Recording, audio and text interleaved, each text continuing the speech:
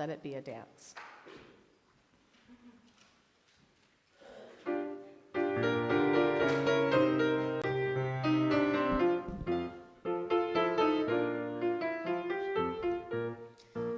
Let it be a dance we do. May I have this dance with you through the good times and the bad times too. Let it be a dance. Let a dancing song be heard. Play the music, say the words, and fill the sky with sailing birds. Let it be a dance, let it be a dance, let it be a dance. Learn to follow, learn to lead. Feel the rhythm, feel the need. To reap the harvest, plant the seed. Let it be a dance. Learn to dance and learn to run. And may I have this dance with you through the good times and the bad times too. Let it be a dance.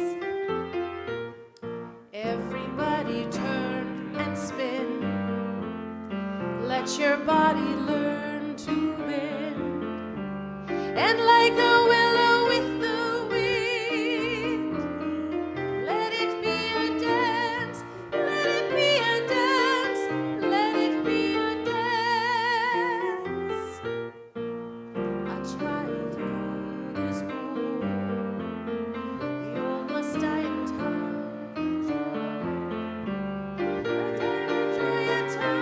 Oh, I just messed it all up, sorry. Let it be a dance. Let it be a dance we do. May I have this dance with you through the good times and the bad times too.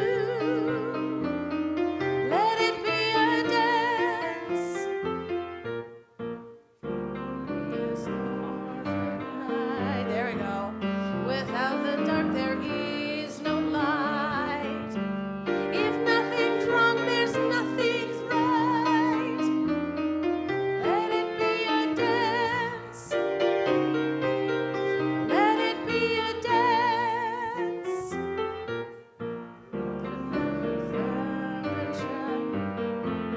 Share the laughter, bear the pain, and round we go again. Let it be a dance. Well, that was messed Yay. up. But good morning. That was originally titled "Let It Be a Never-Ending Dance." Yeah, I forgot how long that went, how many verses there are to that song. So, but it's still a fun way to get started. Well, let's see. We've got about 5 minutes left of the service, but just kidding. It's a good way to start our morning with an upbeat song. That's the long version. Yeah, that's the long dance. Yeah, well, welcome everyone to the Unitarian Universalist Church of Spokane, where we join together to create a nourishing, liberal religious home and to champion justice, diversity, and environmental stewardship in our wider world, or as we say in short, to create community, find meaning, and work for justice. Also want to welcome everyone who's with us today.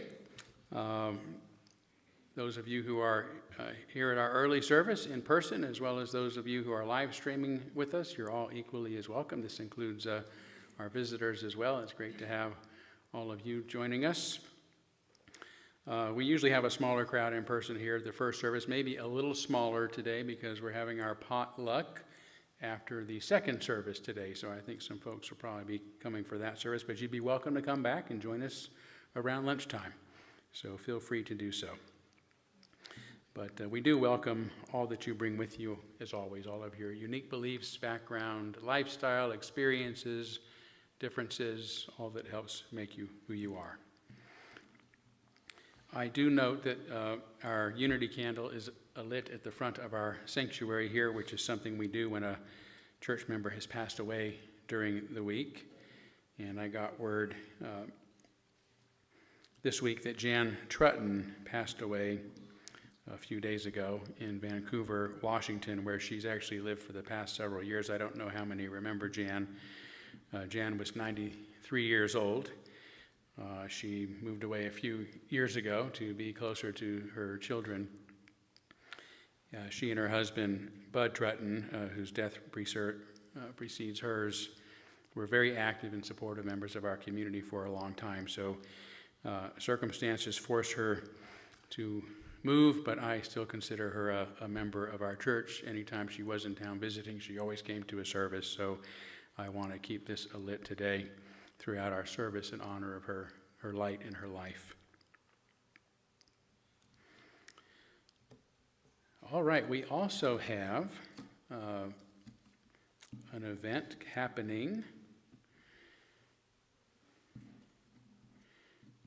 on Thursday, October 30th, right? That's the day before Halloween. It's called the Halloween Jam Concert, and it'll be happening here. I'm just reading this, sorry. I should have just winged it, but Nancy Avery was kind enough to send me a couple of paragraphs to read, so I'm doing like I used to do with my kids' children's books, and that was scan them for words. All right, so they're on sale after the second service, it says. They'll also be on sale next Sunday after both services, and also at the door and online. Tickets are $15 each, or two for $25. Wine and beer are available for a suggested donation of $5 each. Apple cider and light snacks will also be available. Performers, now here's the part you want to pay attention to. We couldn't get anybody good. I'm teasing. We've got some of the best. Richey Thomas, Jackie Sandberg, yes, Dan Lane, and Bob Marlowe. Costumes are strongly encouraged with a prize for the best costume. And they will be even selling eye patches for $3. So if you forget your costume, you can be a pirate or an injured person, whichever you prefer. Okay, so it is a family event, and they'll have crafts available for kids as well, and you can make a donation for that of $3 as well if you want to. So now Nancy's actually going to make this announcement much better than I did during our second service. I think she's actually coming in costume. Maybe she and Dale are both coming in costume. So it might be worth just coming back for that and the potluck. But anyway, we're glad to have you guys here today. Okay, what else did I have? So the annual church auction is kicking off today as well. So you'll see posted on the wall back there some of the items, or all of the items that folks have donated for this year's community auction, and you can start bidding on those. I don't know who's here to give the bid number, so maybe it's all online. Oh, so you just look and see, and then you can scan or you can scan and bid on it online. Starts at noon. What about our early folks? Can they bid today, or were that at noon? Oh, the website won't open till noon. So I don't know why you guys are even here. We don't do anything for you. I'm teasing, of course. So, but if you can do that. If you come back or next week or something, it'll be so. I know I'm a troublemaker. Okay, and I also forgot to get my dog truths back in order, so I have to get back to that. We usually do a little dog truth for the first service, but somebody was very kind enough to clean off the pulpit last week and remove my list. So I can't think of any anecdotes about my dogs right now that would be worth it. So we'll just move on by greeting one another for a few seconds before we move forward with our service.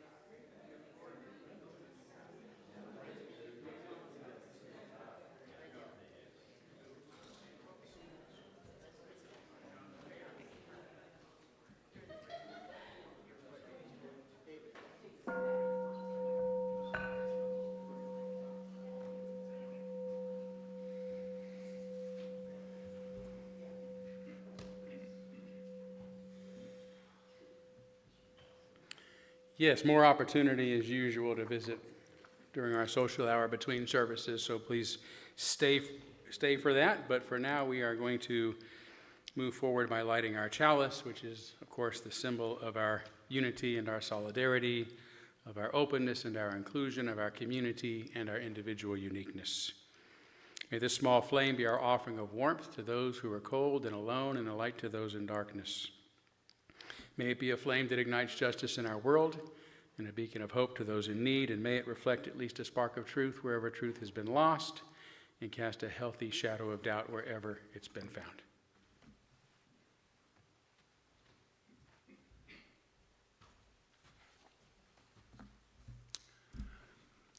Reason, along with science, is under assault, a bizarre and tragic occurrence in the 21st century. This comes at a time when the earth is in greater peril than ever before from the devastation of climate change. Human avarice and the quest for power mock virtue, while the repair of the world is urgent and daunting. Pseudoscience, climate denial, alternative facts, fake news, and lies suggest that reason doesn't matter, yet it does. While reason is not infallible, it is an important guide and a tool for repairing the world. This is not a momentary interlude, but the work of generations. Reason, critical thinking, science, philosophy, technology, political will, and more are crucial to this endeavor. When I found this reading, it was published initially on September 2021 in the Touchstones Journal, and it still applies even more today.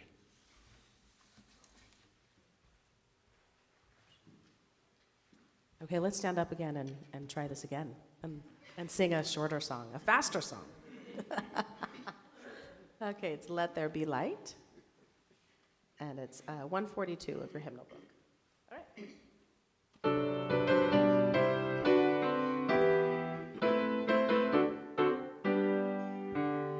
Let there be light, let there be understanding, let all the nations gather, let them be face to face. Open our lips, open our minds to ponder, open the door of concord, opening into grace.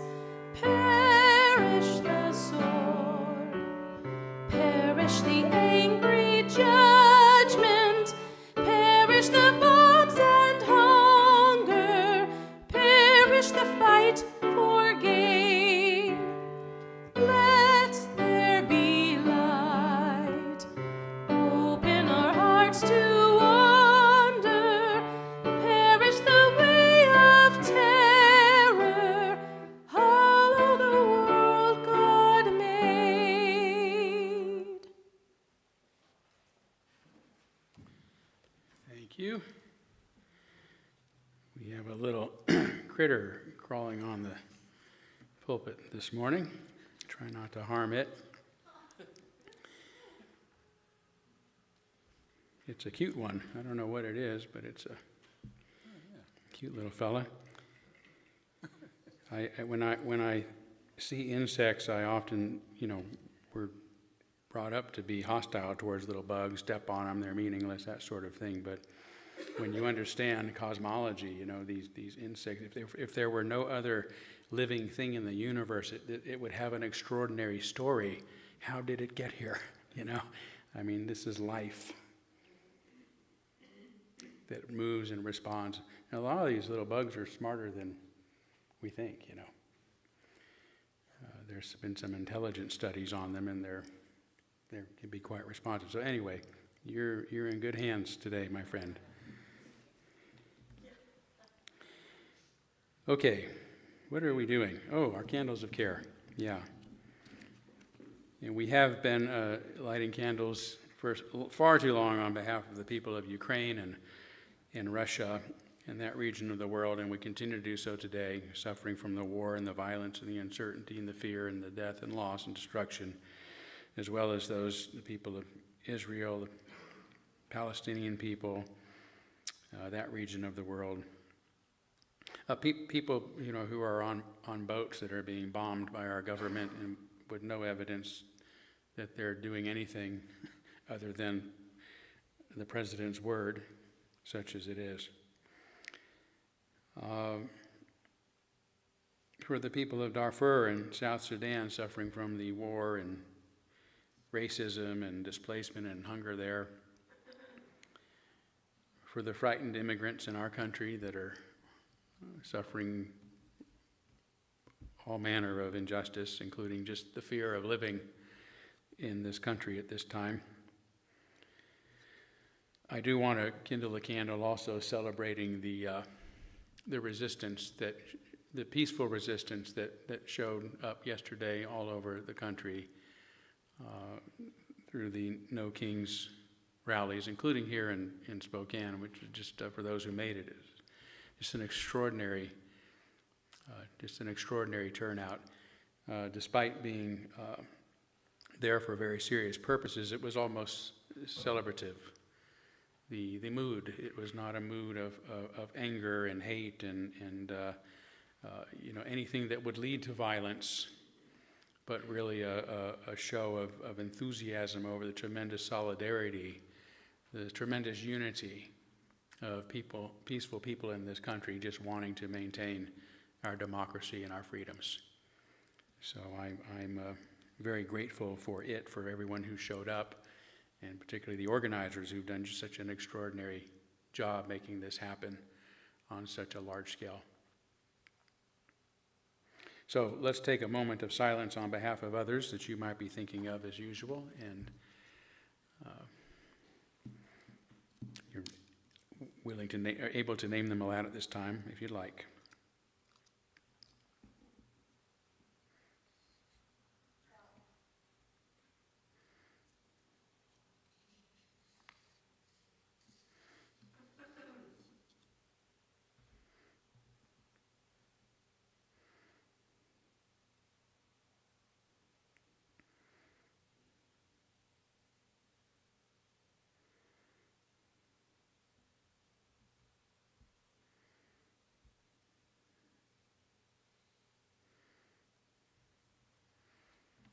Those named aloud and those embraced in our silence, and all those who are suffering in our world at this hour, we hold in our community with compassion.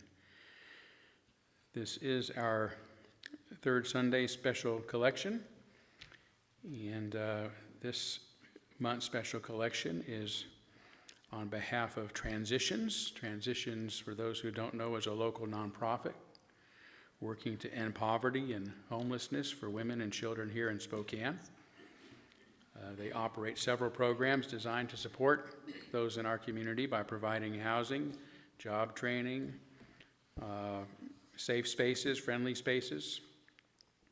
Programs under the Transitions umbrella include the Women's, I'm sure you've heard of many of these, if not all of them, Women's Hearth, Miriam's House, Transitional Living Center, Home Yard Cottages, and New Leaf Vocational Services. So I appreciate your generosity in advance of contributing to this extraordinary organization in our community.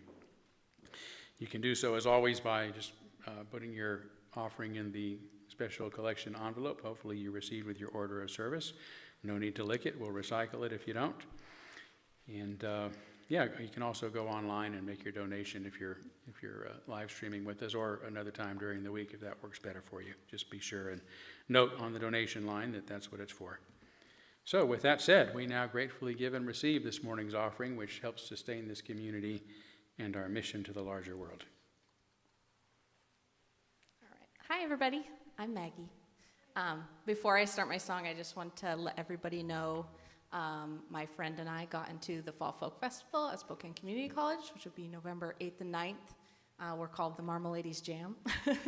And we are performing on November 8th in the evening at 5:30. So if anybody wants to come and see us perform, we are both songwriters, and she plays the fiddle and guitar, And so we're going to do a few originals, and we're going to do a few covers, and it should be a lot of fun. I've never done it before, so I'd love to have some familiar faces. So, all right, so this first song I wrote is a song I wrote to my kids, Jude and Meredith.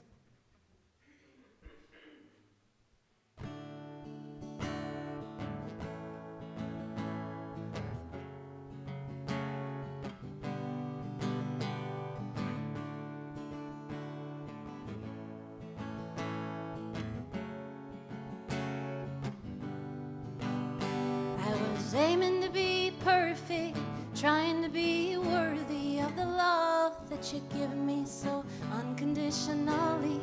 Desperate to feel perfect, begging to feel deserving of the love that you give me so unwaveringly. But I would do anything to avoid becoming everything I've been running from. I'll keep running away so I can get closer to you.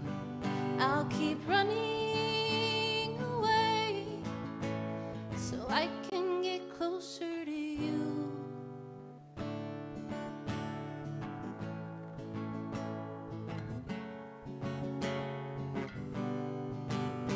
You have always been forgiving in moments of weakness. You never held judgment when I was not at my best. I thank my lucky stars you stayed by my side. You never gave up on me or my broken mind. I'd do anything to avoid becoming everything I've been running from. I'll keep running away so I can get closer to you. I'll keep running away so I can get closer to you.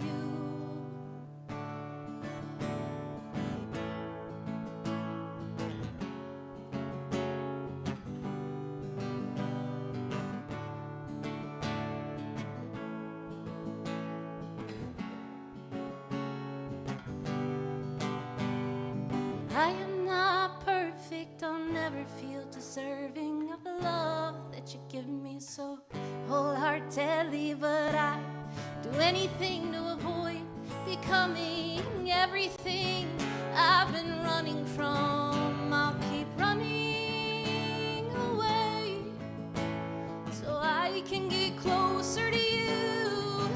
I'll keep running away so I can get closer to you. I'll keep running, I'll run to you. Running if you want me to. Running if you'll let me stay. I'll keep running, I'll run to you. Running if you want me to. Running if you'll let me stay. I'll keep running, I'll keep running, I'll keep running away. I'll keep running, I'll keep running, I'll keep running away. Thank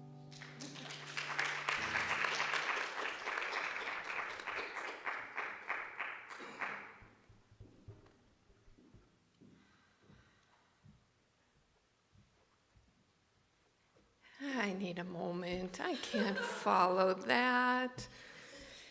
Thank you, Maggie. I really do need a moment. Okay. It is also the third Sunday of the month, which means in RE, or actually across the church, it is Reading Across the Lifespan Day.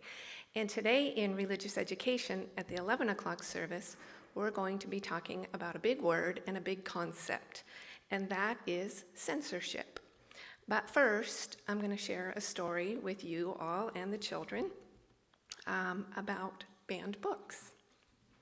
This is a story called The Rescue of the Banned Books.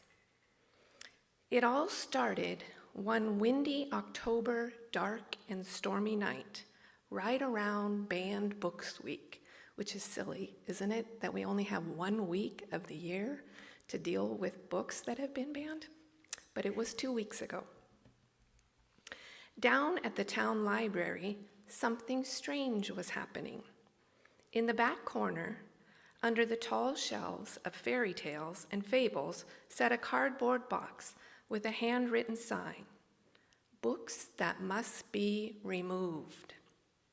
Inside were some of the saddest, loneliest books you could ever imagine. There was the book of dishonorable dragons, still smelling faintly of smoke. There was the little lad's logbook of too many questions, whose pages had been read again and again by curious children, but now languished in the box covered in dust. And there was the witchery of Wistock's Way, with curses and magic spells to ward away rascals and wretches, and charms that, when mixed just right, could bring enough snowfall to cancel school just in time for that math test. There were more, sadly, all banned books now, removed from the shelves and dropped into the dreary box because some grown-ups thought they might be too scary, too sad, too confusing for children, or worst of all, that they made an adult feel uncomfortable. "Why me?" asked Charlotte's Web by E.B. White. "They say I have unnatural talking animals, and I speak of death too soon." "Why me?" asked The Light in the Attic by Shel Silverstein. "They say my poems teach children to be disobedient." "Why me?" asked Ban This Book by Alan Gratz.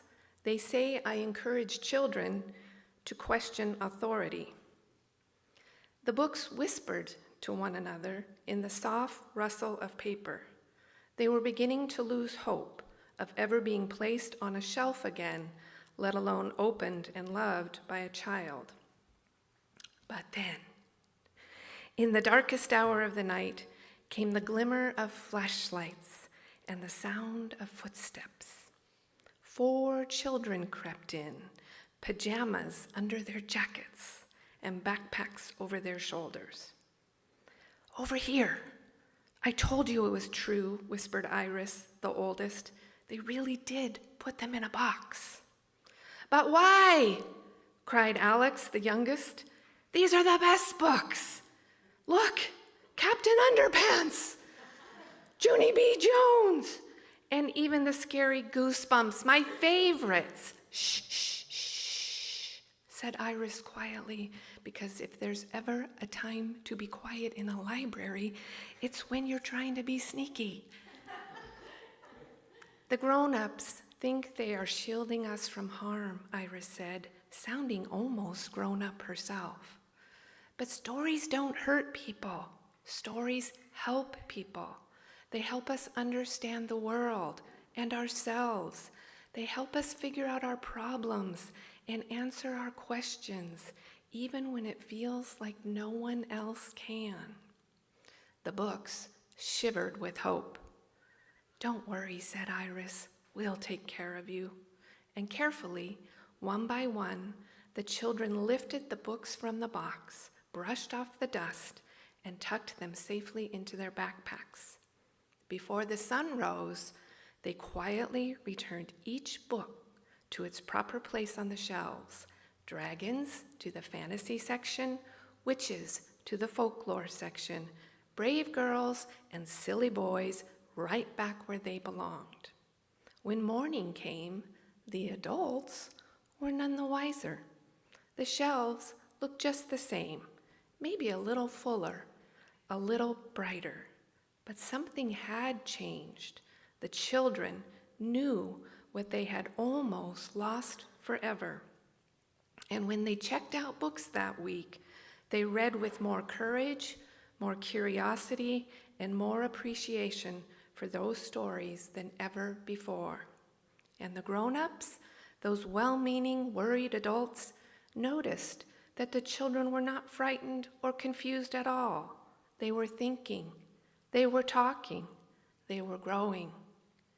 No one ever found that banned book, that books to be removed box again. But sometimes, late at night, when the wind rattles the library windows, you can still hear a faint whisper from the shelves. Thank you for rescuing us. Keep reading bravely.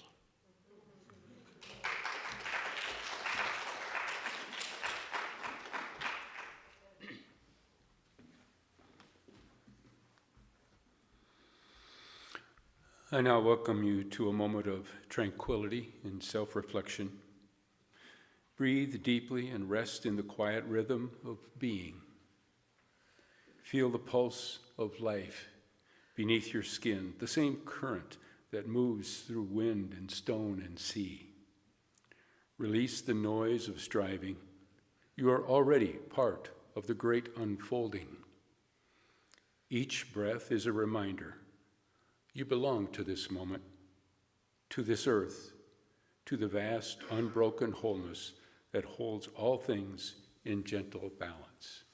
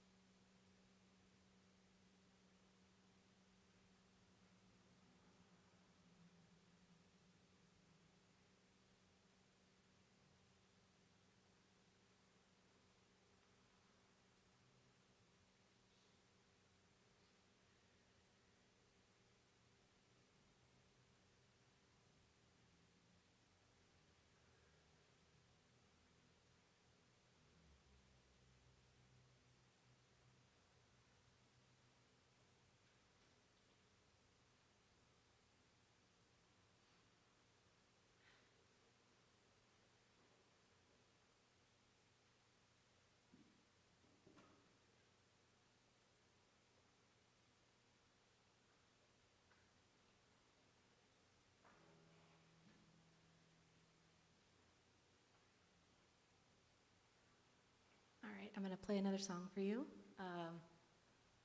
This song kind of was inspired by, I started therapy about 6 months ago, and I've been going consistently.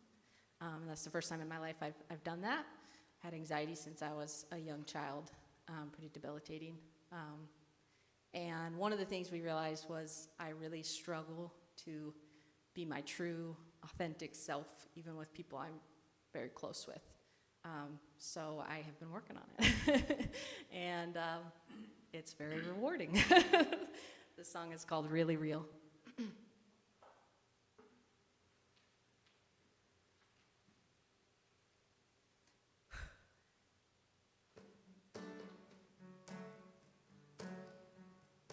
I can show you only the part of me I want you to see. I am well versed in the art of selective vulnerability. Tell me what you want, what you like, and I'll take on your personality. If I am just a version of you, you won't be able to leave me. You're making this harder on me. I kinda wanna show you what makes me me. We could keep it real for a change. We could say it hurts when we're in pain. Lay out all our cards and quit this playing. We could let our hearts have a say in deciding how we really feel. We could keep it really real.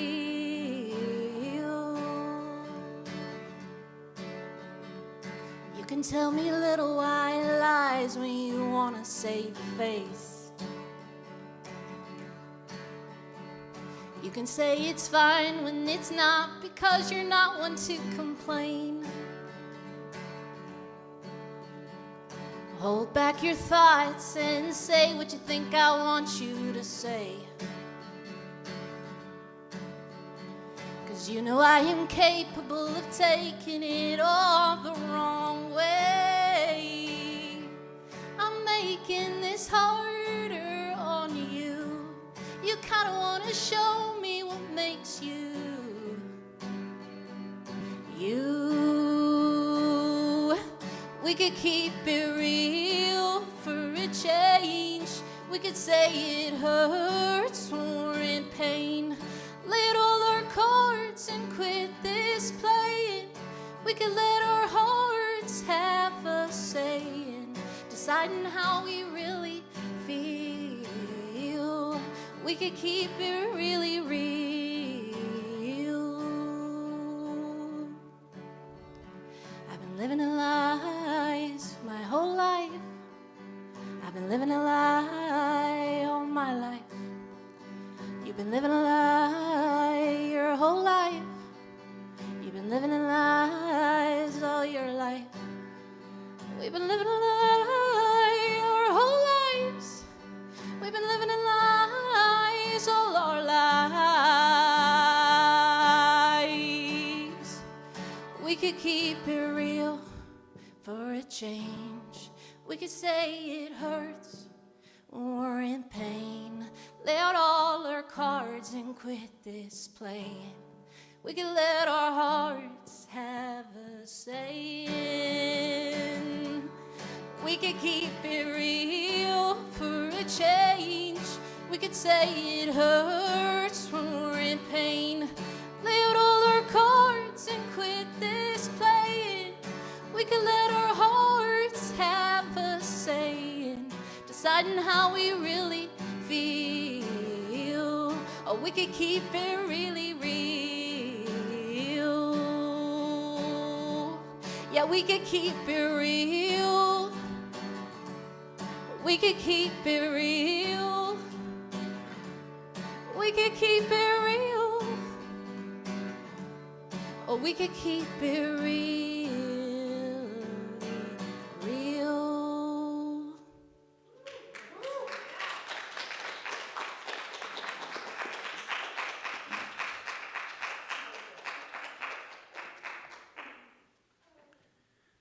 Wow. Maggie, I am just so astonished by not only your talent, but your songwriting ability. It's wonderful, and the use of paradoxical reasoning in your songs is just incredible. Running away to be close. That's amazing, isn't that? Yeah. Woo. Thank you. And by the way, tell us a little bit about the history of your story. Was that an adaptation? Is that something you created, or? You and AI created it, yeah. Hey, don't be ashamed of that. No, I use AI. You'll hear some of my AI work in a little bit too, because I don't have your talent. I have to depend on my magic wand. Speaking of which, I was 13 years old the first time I ever saw, if you will, a white buffalo. It was in a 1977 movie, The White Buffalo, starring Charles Bronson as Wild Bill Hickok and the great Will Sampson as Crazy Horse, whose characters are both haunted by the same frightening dream of a gigantic white buffalo powerful enough to shake the ground and burst through mountains. Years later, while in my late 20s, I began dreaming of a white buffalo. In one particular dream, it appeared to me near a cabin on a lake at the foot of a beautiful snow-capped mountain. And it was wearing a collar and license tags, and it led me to a nearby stream. My little bug has joined me right on my sermon.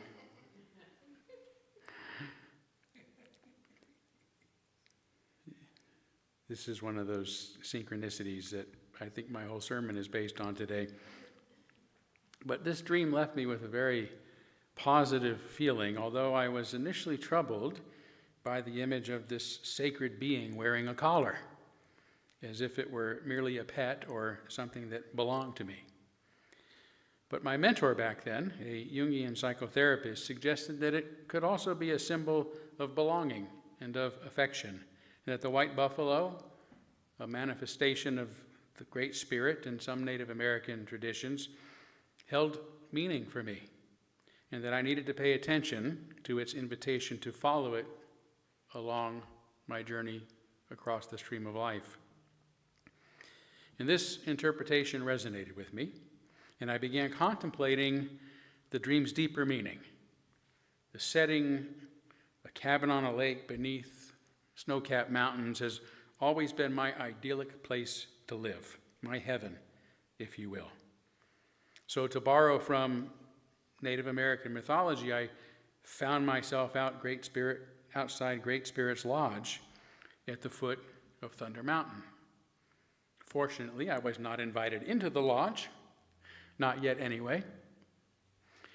Instead, Great Spirit, manifesting as a white buffalo, takes me to the stream of life, an invitation to walk beside her by following her ways throughout my life. And I realize that sounds far more ethereal than is usual for me. And for those who like this sermon and come and try to do positive reinforcement afterward and say, I'd like to hear more sermons like that, it ain't coming. I've only got so many of these stories. But I really don't know any other way to appropriately share this, what for me is a cherished experience. Before I say more, however, I do want to tell you something about the Lakota legend of White Buffalo, so you understand what it means to walk beside her. So I'll ask Todd actually to put our first image up on the screen for you to sort of reflect upon as I tell this part of the story. It starts out that during a terrible famine, two desperate hunters saw a walk-in, a sacred being floating toward them from the distance. And by the time the walk-in got close enough to make out, it had become a beautiful woman, more beautiful than they had ever seen before. She had 2 red dots of face paint on her cheeks. She wore a bright white buckskin outfit embroidered with colorful designs, drawn delicately with a porcupine quill. Her long black hair hung loose, except for a single strand tied back with buffalo fur. Overcome with lust, one of the young hunters became disrespectful and was immediately struck by lightning, letting us know what a serious being this is. And because the other hunter had treated her well, the walk-in told him to go back to the people of the great nation, the Lakota, and tell them to prepare for her arrival by constructing a medicine lodge. 4 days later, the Lakota people saw the walk-in, whom they named White Buffalo Calf Woman, approaching and carrying a bundle with her. When she arrived, Chief Standing Hollowhorn honored her and said, "Sister, we are glad you are here and happy to hear your instruction." She then entered the medicine lodge that they had constructed and circled its interior like the sun. And after showing them how to make an altar of the red earth, she opened the bundle and removed the chanupa, the sacred pipe.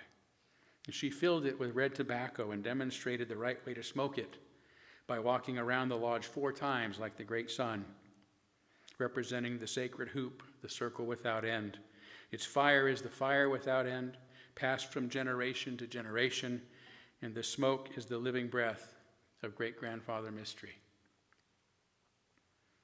White Buffalo Calf Woman then showed the people the right way to pray by lifting the chanupa up towards Grandfather Sky and downward towards Grandmother Earth, then in all 4 directions to complete the sacred hoop.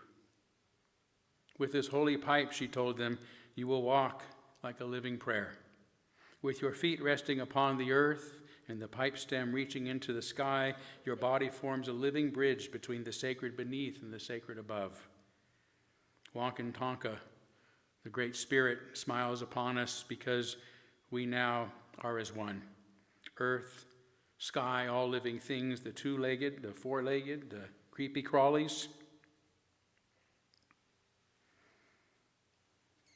Then she turned to the children of the tribe. Actually, I should say, let me back up here. After teaching them more about the sacred pipe and its meaning, she first turned to the women of the tribe and she said, "You are from Mother Earth. What you do is great, as great as what the warriors do. Then she turned to the children of the tribe and said, "You are the most important and precious ones of all because you are the coming generation. Someday it will be your responsibility to hold the sacred pipe and pray with it." Then she turned once more to the chief and to all the people and reminded them to take great care of the sacred pipe and to remember to use it in all their ceremonies. She said, "I am the 4 ages of creation and will return to you every generation. Every generation I will come back to you. You will see me again." She then departed toward the direction that she had come, her beautiful shape silhouetted by the orange sun. As she became more distant, the people saw her take on the shape of a buffalo, turning brown, then red, then yellow, and finally she became a white buffalo calf, all the colors of all the people of the world, just before disappearing. And for this reason, she is said to have rainbow eyes, because she sees people of all colors as one. After she vanished, the plains were immediately filled with an enormous buffalo herd, some of which sacrificed themselves so the people could have everything they needed to survive: meat for food, skins for clothing and shelter, and bones to make tools. And this is why the people of the great nation, the Lakota, believe that a white buffalo calf is the most sacred thing ever to encounter. Alas, in real life, if that's what ours is, if ours is the really real,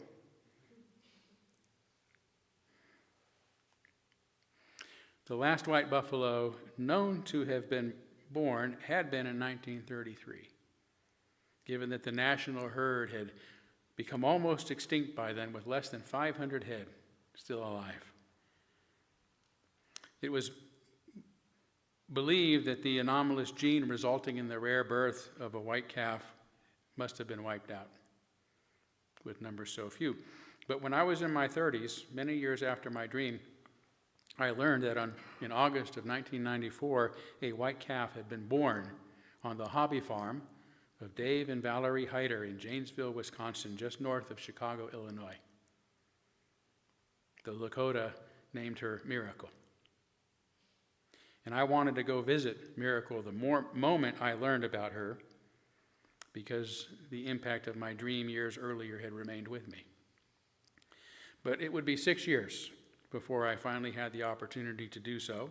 My young son, Julian, and my friend Jim Carter accompanied me on the journey.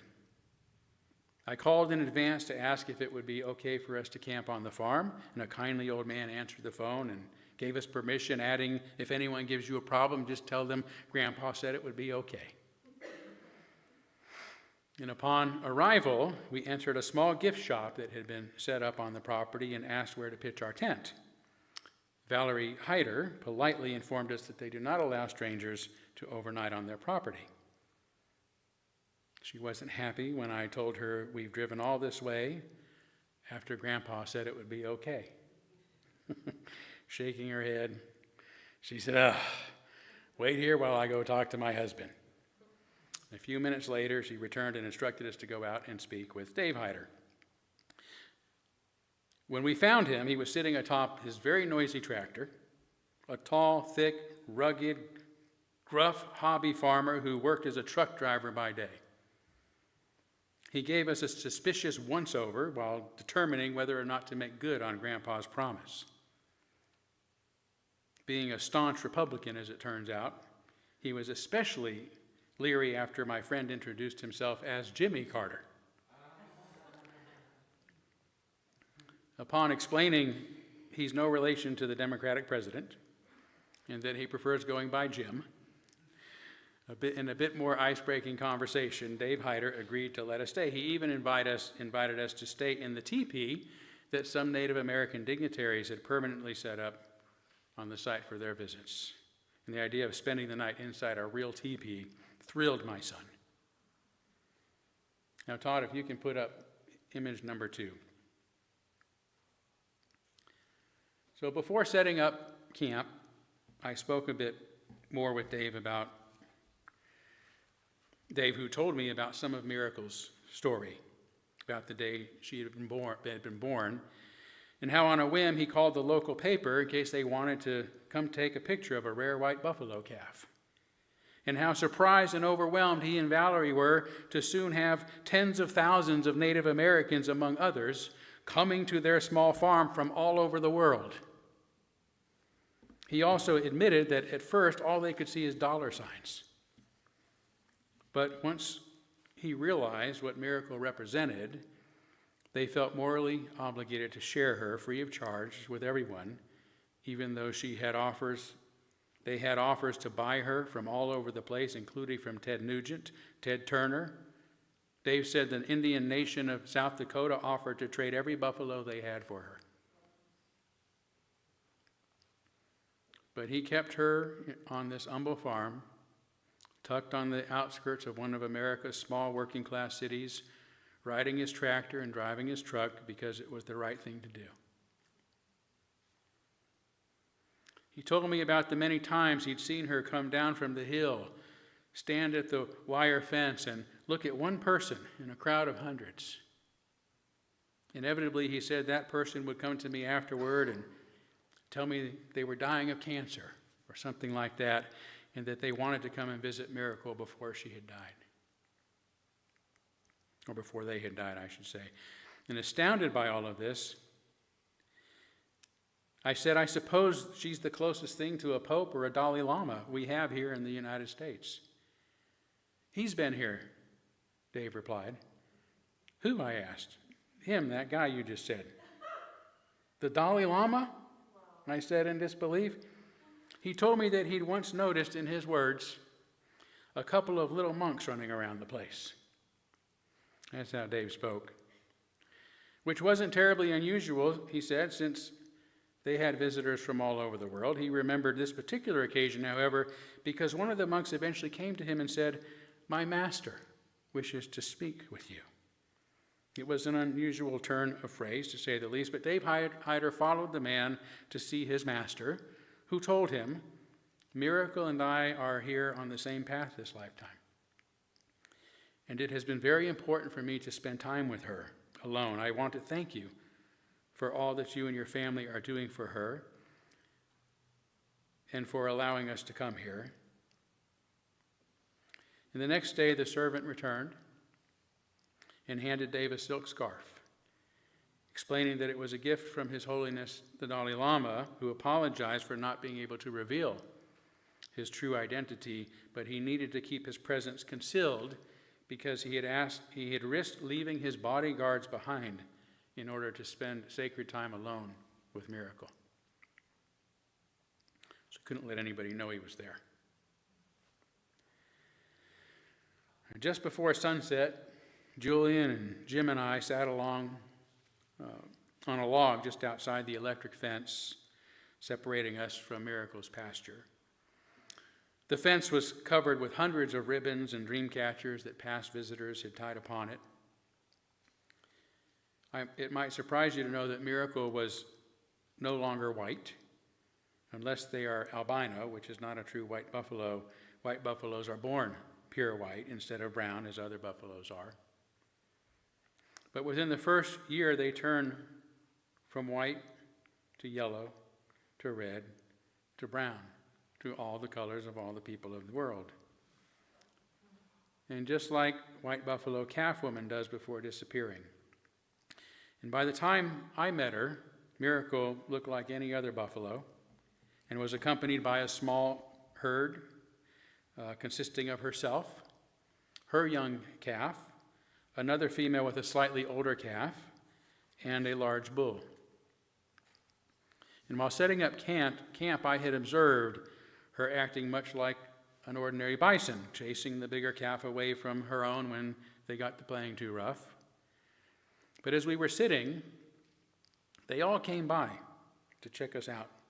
First the bull, then the other female, then the two calves, and finally, Miracle.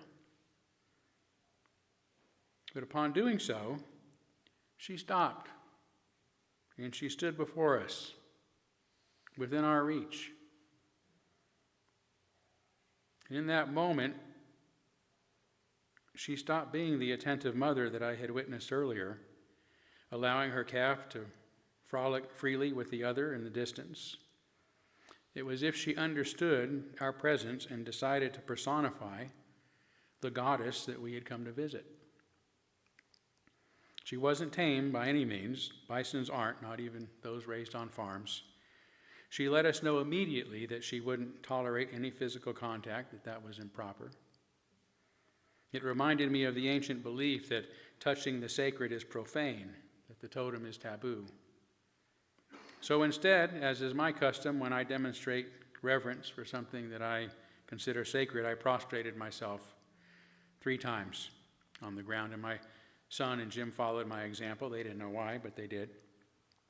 Miracle dropped her head low enough for me to feel her breath blow on my face.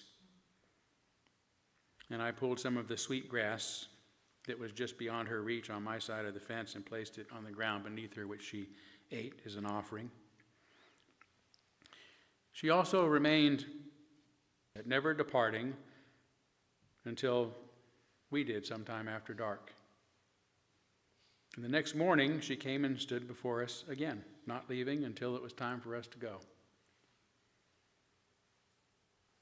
A miracle's life was full of what Carl Jung would have called synchronicities, referring to those uncanny, acausal connections between things and events, or what we might simply call lots of weird coincidences. According to the Lakota story, for example, White Buck was born just across the street from a lake called Geneva, the name of the Swiss city where the United Nations offers from the stone to become the legendary King Arthur. A few years after my trip to Janesville, I was having lunch with Houston Smith in Indianapolis, for those who know that name. Houston Smith was one of the world's leading experts on world religions. He was the subject of Bill Moyer's 1996 5-part miniseries, The Wisdom of Faith with Houston Smith, who died at age 97 in 2016. He not only studied world religions, but he practiced all of them while doing so. And during our lunch, I told him about Miracle, whom he'd never heard of. His Holiness was there? He exclaimed in delight and disbelief. Wait till I tell Kendra, referring to his spouse. This is the reason I came here, he exclaimed, even though he'd come to be the keynote speaker at a conference of Unitarian ministers. His thrill upon learning her story thrilled me to no end. Another sad synchronicity came on September 19, 2004, when Miracle unexpectedly died, the same week that George W. Bush came to Janesville to address blue-collar workers while stumping for his re-election. It was odd, given that she'd been well cared for, hadn't been ill, and was just 10 years old, only about a third of her normal lifespan. I couldn't help but wonder if the death of this peaceful being wasn't some kind of cosmic response to the presence of a man who had begun 2 unholy wars, responsible for far more innocent civilian deaths than have occurred in Gaza during these past 2 years. As uncanny as her death was, exactly 9 months later, the gestation period for buffaloes, another white buffalo was born. If you would show the next picture for me, please. More astonishing, the new calf was born only a few miles from my home in Kentucky, not far from the state capital, on the border of a small town named Baghdad. Same as the name, of course, of the capital city of Iraq, where one of Bush's unholy wars was happening, although spelled without the H.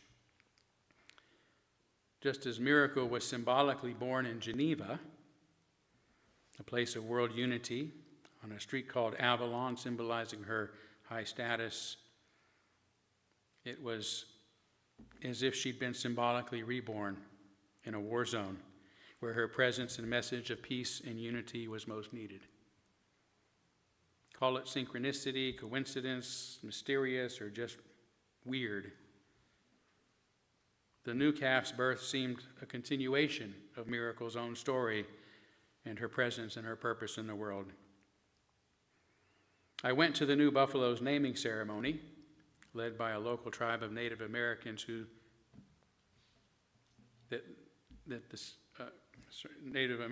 named the still snow white calf, as you can see there, Kante Pejute, which means medicine heart in the Lakota language, a name that represents their hope that she might bring healing to our world. Could Medicine Heart have been White Buffalo Calf Woman's rebirth for a new generation? Can you show the next picture, please, Todd? This is my daughter who went to the naming ceremony. A new generation. Cassidy is 29 now. So I can't explain the meaning of all of this, and rather would just, like the song says, let the mystery be. But I will say that my encounter with Miracle and her story has been among the most profound experiences in my life. It was an experience of awe and wonder that filled me with hope and gratitude and appreciation for the many mysteries in life that we are better off accepting than explaining.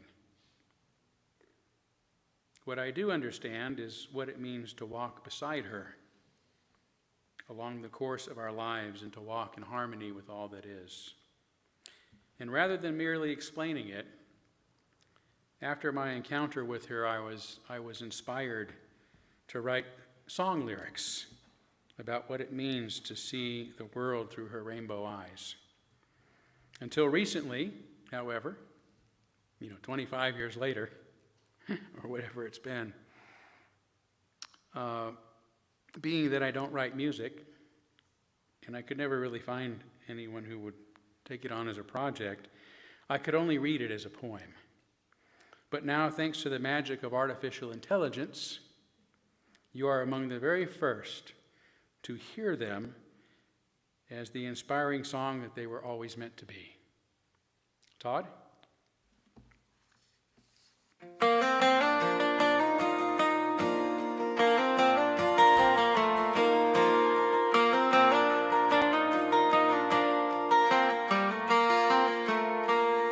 I went searching for a vision with Jimmy Carter and my boy. We met a goddess in Wisconsin, north of Chicago, Illinois. She came walking off the mountain through the mists of Avalon, and though we could never hold her, she touched my friend and touched my son. She held my heart within her beauty, pulled this strong man to his knees. Jim and my boy fell down beside me as her breath became the breeze. She came to us white as snow on the first day of her birth, then turned brown and red and yellow like the people of the earth. She showed us how to live, she taught us how to give, to walk in harmony with all that is.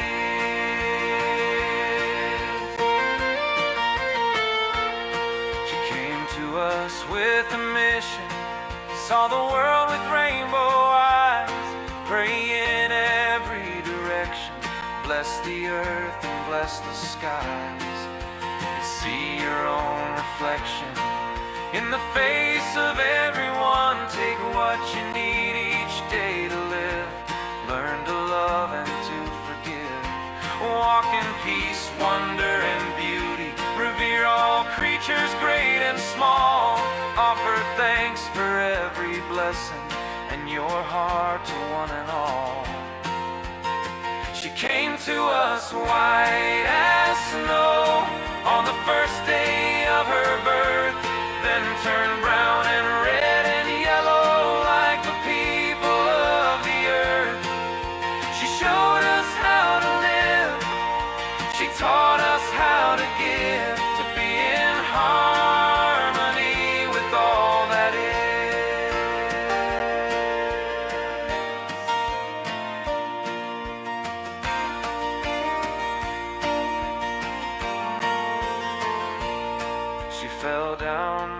September, days before war reached her town.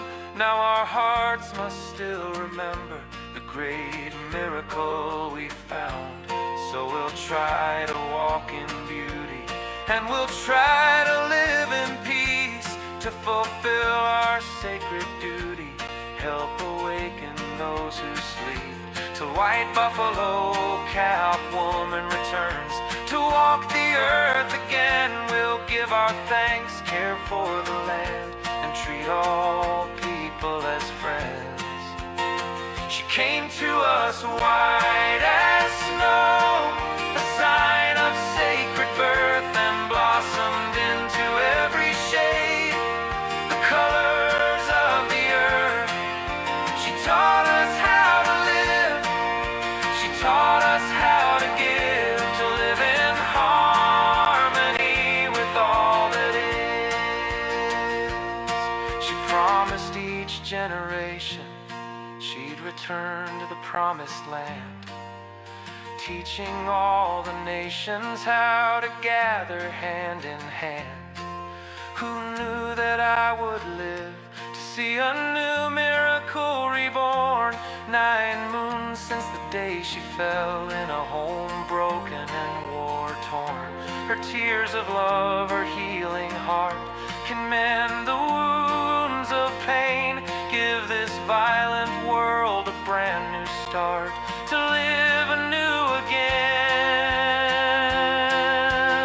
She came to us white as snow, a sign of sacred birth, then turned brown and red and yellow like the people of the earth. She showed us how to live, she taught us how to give, to join in harmony with all that is. She showed us how to live, she taught us how to give, to be in harmony with all that is.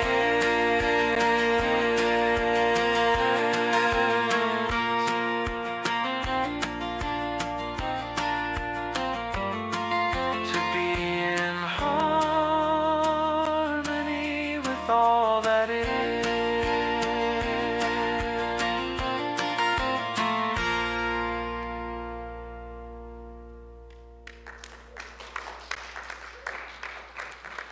Thank you. And I see our time has gotten away from us as usual, so why don't we just circle up and sing our closing song? Would that be okay?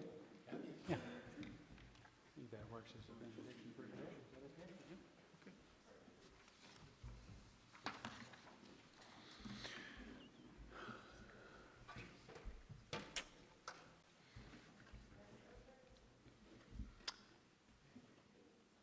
Our time together is finished, but our work is not yet done.